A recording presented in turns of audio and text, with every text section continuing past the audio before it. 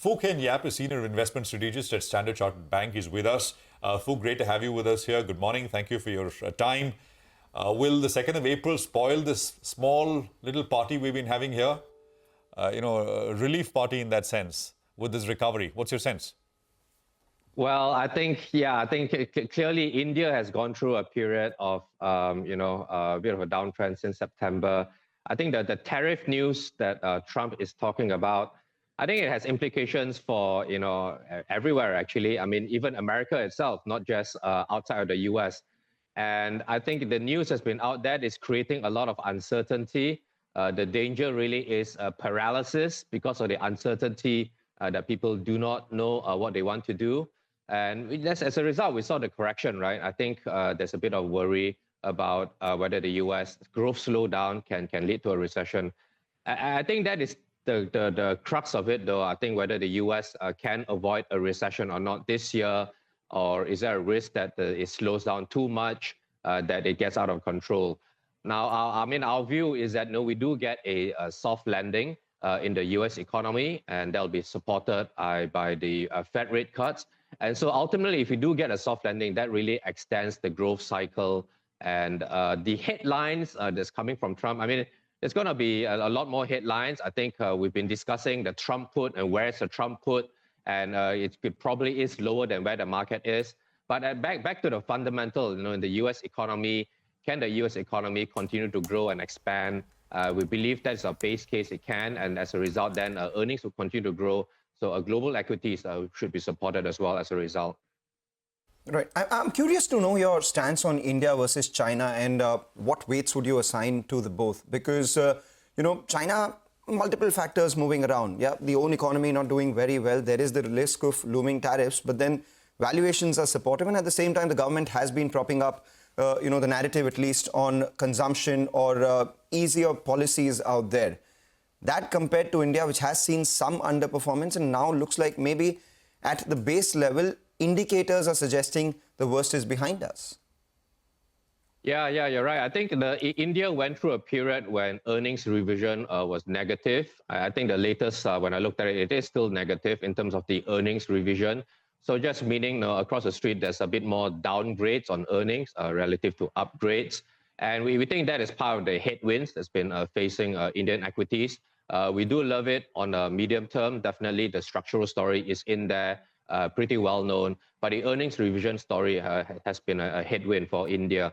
China, though, it's been more of a valuation re-rating. We think the government standing behind it.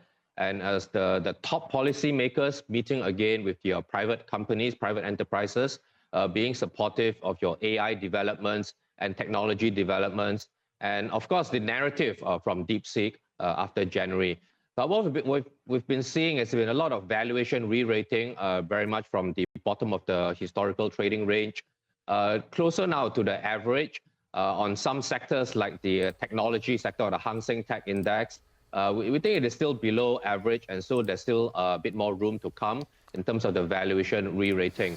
But really for China to really continue over the longer term, I think we would need to see earnings improve and valuation improve. And we're going through our assessment at the moment, actually, in fact, for the Q2 outlook. I mean, when we published at the start of the year, India was our preferred market in Asia, although we were flagging there is a risk of the short-term implications that there's more excitement with China relative to India at the start of the year. Yeah. That Hang Seng Tech Index, right? We think the Hang Seng has rallied 40% this year. The Hang Seng Tech Index, I think, is up 65%, if I'm not mistaken. So it's been quite a dream move. Fook, finally, so if we put all of this together, the fact that there's so much uncertainty around the tariffs in the US, and we've seen that, right? The US market itself has gotten into the stop-and-start mode. Do you see more money moving out of the US? And if that money starts coming to Asia, then within Asia, where do you really see it heading? Between India, the developments in China that you describe, Japan, I mean, where things seem to be reviving, at least in terms of the economy. Where does that US fund flow find its way in Asia, you think? Yeah, in terms of the direction, I think we've been seeing a lot of funds flowing out of US and into Europe. Actually, there's some other things happening there in Europe, especially for the fiscal rules that's changing there.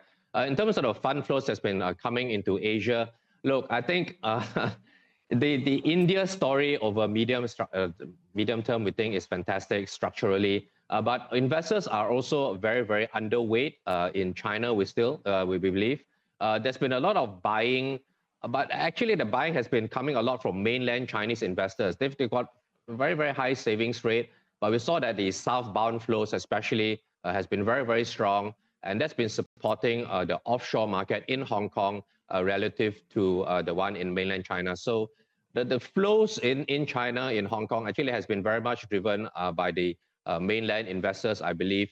So the flows coming out of the US, I think it will move around. I think in the short term, it is still supportive of China. I see what you mean, that India is off its lows.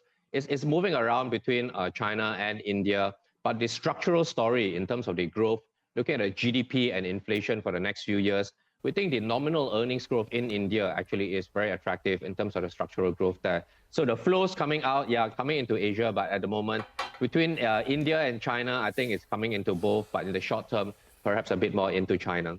Yeah, absolutely. And that's if the Germans don't stop all that money flow before it reaches Asia, right? Like you said, we live in very interesting times. Thank you very much for joining in, and you have a good Friday and a good rest of the weekend.